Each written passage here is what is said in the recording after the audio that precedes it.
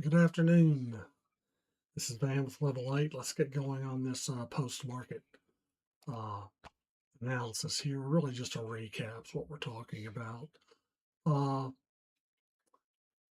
guys, we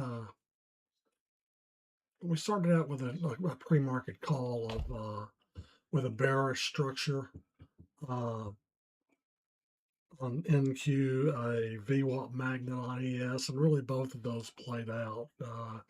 We did not get an adjustment or a rebalancing to the upside at the open. It did run straight down. We may have expected some of that because of how big it had moved overnight. It was bigger than the expected move, but it came down to the pre-market low. Uh, that gave us an opportunity on that failure to get to the upside. I'm gonna move over to our execution chart. So we're watching these major levels on these indexes is what we're doing. They're institutional levels, and we have a bunch of standard levels as well. So uh, we get a little bit of a messy open. We get very like it's almost a heavy hedging here. We do stay out of this for the most part. Uh, this one here was a good rubber band trade, is what we refer to those as. So we get these to the downside like this, and we get really stretched out in terms of away from this 8. And really, when this happens, we also see things on the on the 2 minute and 5 minute chart getting stretched down there as well in the same type of situation. So we get them down here, we find a level, we start going short, and we get nice bumps to the upside. That's how we trade these. Certainly, when this hit that comes down the second time. One way we trade these is we look for that first pushback, and we got the first pushback, and lucky enough, it went back down there. So we got a good opportunity to trade this back up to the 2 minute 8, actually, is where we'd like to get to on these. But that was a good opportunity there. We returned to VWAP, so we had some of that VWAP magnet happening here. Not very interested in some of these in here because the way these candles were actually forming. If you look at them here, it looks straightforward, but there was a lot of retracement. Comes down to what CWAP here. This is the cash session uh, volume weighted average price, and we got to trade off of it back up to GWAP, the Globex VWAP. Okay.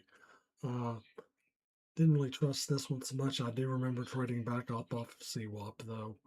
So that's kind of how the day went, the same way it always does for us. We are cognizant of what price does around levels. We're cognizant of what it did the last time. So we have a bearish structure. We get a pullback to CWAP here. It closes below both of our moving averages, below that 25. It's in the middle of that. And away we go. Another great trade to the downside. This was nice down here. By the time we get down here, we're extended. It's closed at 1.5 ATR below the 8. It was bigger down here, so we could put a bid on that and get that. This one we had even more confidence in because of that swing.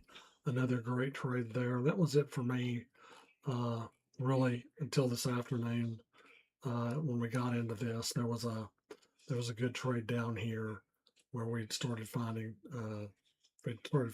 support, and we got just a couple of nice trades to the upside there at the end to that target zone. So, I mean, that's how we do this, guys. We have a number of obviously custom indicators. We have a a a really tight outlook on levels that we trade with prior.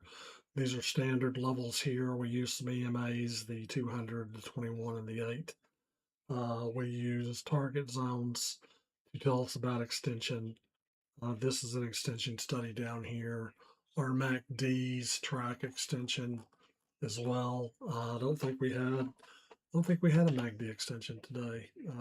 Certainly not on the 5 minute. If I go back and look at the 2 minute, we did have one there at that 11:30 drop. So let's see.